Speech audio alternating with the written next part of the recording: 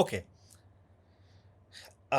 আমার মনে হয় যে খুব সম্ভবত আপনারা দেখে ফেলেছেন। তো আপনাদের জন্য বলছি, খালি চোখে যদি আপনি দেখেন তাহলে এখান থেকে আসলে আপনি খুব ইম্পর্টেন্ট কিছু পাচ্ছেন এমনটা না, কোনো কোটেশন নাই, কিছু নাই। তবে হ্যাঁ, একটা ব্যাপার খুব ইম্পর্টেন্ট। রাইটিং টাস্ক 1 যখন আপনারা করেছেন, তখন আপনারা জানেন, রাইটিং টাস্ক 1 যখন আপনারা করেছেন, আপনারা জানেন যে হোয়ার অ্যাজ আমরা বা হোয়াইল আমরা কেন ইউজ করি। আমরা দুইটা বিপরীতার্থক সেন্টেন্সকে কিন্তু এক করার জন্য হোয়াইল বা হোয়ার অ্যাজ ইউজ করি, তাই না? যেমন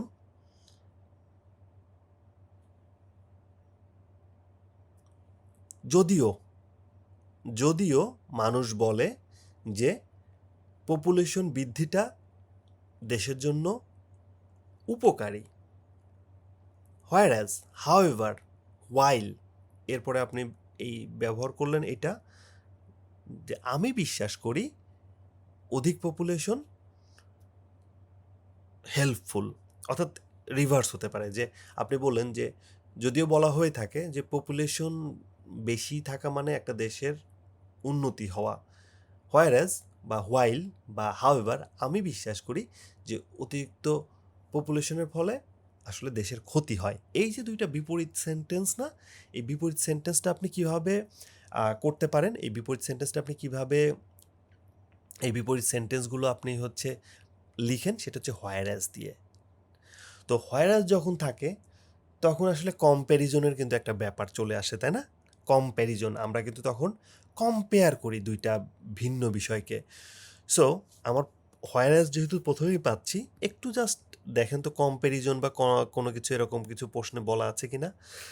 আমরা কিন্তু এখনও প্যারাগ্রাফ পড়েই নাই, না পড়েই আমরা একটু দেখার চেষ্টা করছি। An example of contrast between past and present approach to the building. Okay okay okay, একটা কম্প্যারিজনের কথা বলা আছে, এই যে পাস্ট এবং প্রেজেন্ট অ্যাপ্রোচ টু বিল্ডিং, বিল্ডিংয়ের পাস্ট এবং প্রেজেন্ট অ্যাপ্রোচটা কেমন হবে, ঠিক আছে, এটার উপরে। তো এটা খুব গুরুত্বপূর্ণ, এটা কিন্তু খুবই গুরুত্বপূর্ণ যে আপনি কিভাবে এই জিনিসগুলো ধরতে পারবেন, ধরাটা খুব ইম্পর্টেন্ট। তা আমরা একটু চেষ্টা করি। প্রথমেই যদি আমরা প্রথম সেন্টেন্সটা পড়ি, হোয়ারএজ মিডিয়াভেল বিল্ডার্স, মিডিয়াভেল মানে আগেকার, মধ্যযুগীয়, builders improvise and adapted constructions through their intimate knowledge of materials and personal experience of the condition on a site. অর্থাৎ মিডিয়াভেল বিল্ডার্স, আগেকার যারা হচ্ছে বিল্ডার, বিল্ডার মানে যারা বিল্ডিং করতো, আগেকার বিল্ডার হচ্ছে ইম্প্রোভাইজ করতো। ইম্প্রোভাইজ জানেন না ওয়ার্ড, বাদ দেন, ওই ওয়ার্ড নিয়ে আপনার মাথা ঘামানোর দরকার নেই। আগেকার বিল্ডাররা এই জন্য অ্যান্ড দিয়ে আবার বলা আছে, হ্যাঁ, আগেকার বিল্ডাররা অ্যাডাপ্ট করতো। অ্যাডাপ্ট মানে কি, বাচ্চা অ্যাডাপ্ট করে না, ওই রকম টাইপের, বাচ্চা হচ্ছে গ্রহণ করতো, হ্যাঁ। ওই আগেকার বিল্ডাররা হচ্ছে গ্রহণ করতো কনস্ট্রাকশন, কিসের মাধ্যমে, হাই through their intimate knowledge, intimate মানে সহজাত যে তার নলেজ ছিল, ওই জ্ঞান অফ ম্যাটেরিয়ালস এবং পার্সোনাল এক্সপিরিয়েন্স, ম্যাটেরিয়ালসের প্রতি তাদের, ম্যাটেরিয়ালস নিয়ে তাদের যে জ্ঞান ওইটার উপরে, এবং personal experience of the condition on a site, ওই সাইটের যে সাইটে কাজ করা হচ্ছে ওই সাইটে আসলে কন্ডিশনটা কেমন, এইগুলোর উপর ভিত্তি করে আপনার তারা বিল্ডিং তৈরি করতো। কিন্তু বিল্ডিং ডিজাইন আর নাও, এখন বিল্ডিং ডিজাইনটা কেমন হচ্ছে, কনসেপ্ট অ্যান্ড স্টোর, কনসেপ্ট করা মানে ওই যে বাচ্চা কনসেপ্ট করে সেই কনসেপ্ট, কিন্তু ধারণ করা, এখন ডিজাইনগুলো ধারণ করা হয় এবং স্টোর করা হয় ইন মিডিয়াতে, মিডিয়া টেকনোলজির মাধ্যমে, যেটা ডিটাচ করে দ্য ডিজাইনারকে from the physical and social reality they are creating. অর্থাৎ আগে আগে কি করতো, আগে যারা বিল্ডার ছিল তারা সরাসরি সাইটে যেত, তার হচ্ছে ইন্টিমেট, তার মাথা খাটাইতো ইন্টিমেট নলেজটা, সহজাত যে নলেজটা ওই ম্যাটেরিয়ালস নিয়ে, ইট পাথর বালি মাটি নিয়ে, তার যে নলেজটা সেই নলেজটা খাটাইতো। তারপরে হচ্ছে পার্সোনাল এক্সপিরিয়েন্সটা সে ইউজ করতো ওই কন্ডিশনের ক্ষেত্রে, ঠিক আছে, ওই সাইটের অবস্থাটা কেমন সেটার উপর পার্সোনাল এক্সপিরিয়েন্স। কিন্তু এই যে কোমা দেওয়ার পরে, হোয়ারাজের পরে প্রথম পজিটিভ একটা সেন্টেন্স বলছে, তারপরে কোমা দিয়ে, পজিটিভ সেন্টেন্স বলতে অতীতকাল, মিডিয়াভেল বিল্ডারদের কথা বলছে, অতীতকালের যারা বিল্ডার ছিল তাদের কথার পাশাপাশি কোমা দিয়ে বিল্ডিং ডিজাইন আর নাও, এখনকার বিল্ডিং ডিজাইন নিয়ে বলছে, যে এখন এই বিল্ডিং ডিজাইনগুলো কনসেপ্ট ধারণ করা হয় এবং স্টোর করা হয় ইন মিডিয়া টেকনোলজিস, মিডিয়া টেকনোলজির মাধ্যমে ধারণ করা হয়, যেটা আসলে ডিটাচ করে ডিজাইনারদের। যারা ডিজাইন করতেছে তাদের আসলে ডিটাচ করে, আলাদা করে রাখে কিসের থেকে? ওই যে তারা সাইটে যাচ্ছে না, তারা কন্ডিশন দেখতেছে না, জাস্ট টেকনোলজির মাধ্যমেই জিনিসগুলো হচ্ছে ক্রিয়েট হচ্ছে। তো এটাই বলছে detach designer from the physical and social reality they are creating. ঠিক আছে, ডিটাচ ডিজাইনার কি ডিটাচ করছে ডিজাইনারদের? ফিজিক্যাল এবং সোশ্যাল যে রিয়েলিটি, ওই জায়গাটাতে গেলে ওইখানকার ফিজিক্যাল কন্ডিশনটা কেমন, ওখানকার সোশ্যাল রিয়েলিটিটা কেমন, ঠিক আছে, যে দে আর ক্রিয়েটিং, সে ঠিক আছে, ওই রিয়েলিটি যেটা আসলে তারা ক্রিয়েট করছে, মানে ওই যে ওই এনভায়রনমেন্টটা কী ধরনের সোশ্যাল এবং ফিজিক্যাল রিয়েলিটিটা ক্রিয়েট করছে সেটা তারা দেখতে পায় না, কারণ তারা ওই যে টেকনোলজি, মিডিয়া টেকনোলজিকে ইউজ করে এখনকার বিল্ডাররা বিল্ডিং করে। তার মানে এটা তো কম্প্যারিজন করা হচ্ছে, বুঝতেই পারছেন আপনি যে এই যে এতটুকু যে আমি পড়লাম, এই এতটুকু পড়াটা তো অনেক কষ্ট, এতটুকু পড়াটা একটা চ্যালেঞ্জ না? এতটুকু পড়াটা ডেফিনেটলি চ্যালেঞ্জ। আপনি যদি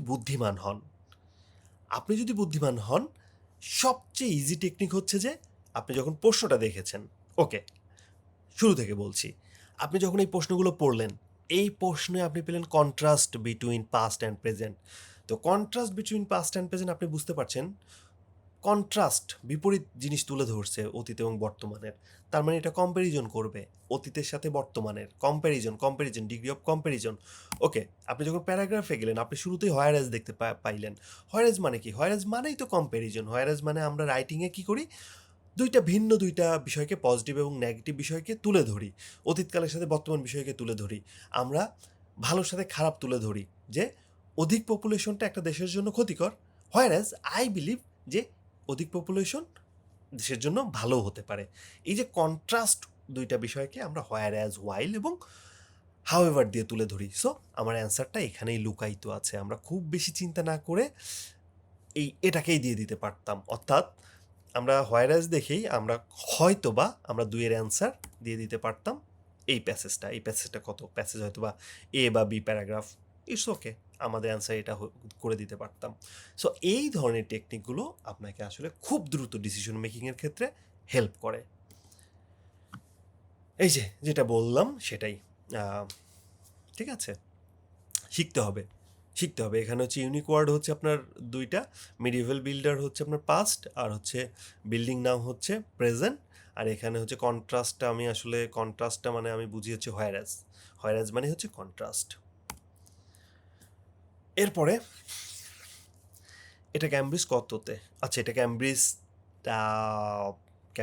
18 বোধ হয়, এটা খুব সম্ভবত ক্যামব্রিজ 18-এ, ক্যামব্রিজ 18 এটা প্যাসেজ 3-তে। এটা আমরা একটু পড়ি। আমার কথা যে আপনি আমার সাথে চলেন, আমি যেভাবে বুঝাচ্ছি আপনি বুঝেন, ট্রাস্ট মি, আমাকে বিশ্বাস করেন, আপনি ভালো করবেন। আপনার দায়িত্ব আমি নিচ্ছি, বাট আপনার কাজটা হচ্ছে যে শুধু আমাকে ফলো করা, জাস্ট আমাকে ফলো করেন। আপনার ডেস্টিনেশন আমি জানি যে আপনার আসলে কোথায় আপনার ডেস্টিনেশনটা হওয়া উচিত, আমি আপনাকে সব দিব, সব ম্যাটেরিয়ালস দিব, but please try to follow me, okay? এরপরে যে বিষয়টা সেটা হচ্ছে এটা ক্যামব্রিজ 18-এর টেস্ট 3, একটু কঠিন হবে, বাট আমি চেষ্টা করব সর্বোচ্চ পরিমাণে সলভ করে দিতে। প্রথম যে প্রশ্ন 27 নাম্বার, আর reference to the cooperation that take place to try and minimise risk. তো কিসের রেফারেন্সটা দিল? রেফারেন্স মানে হচ্ছে তথ্য। কিসের রেফারেন্স? টু দ্য কোঅপারেশন, সহযোগিতা, একটা সহযোগিতার রেফারেন্স দেওয়া হয়েছে। কোথায়? কোন ধরনের সহযোগিতা? যেটা take place to try and minimise risk, যেটা টেক প্লেস স্থান করে নিয়েছে চেষ্টা এবং মিনিমাইজ রিস্ক, অর্থাৎ সহযোগিতার কথা কোথায় বলা আছে? যেই সহযোগিতার মাধ্যমে কোনো একটা জিনিস তারা চেষ্টা করছে এবং ঝুঁকিটা কমানোর চেষ্টা করে যাচ্ছে।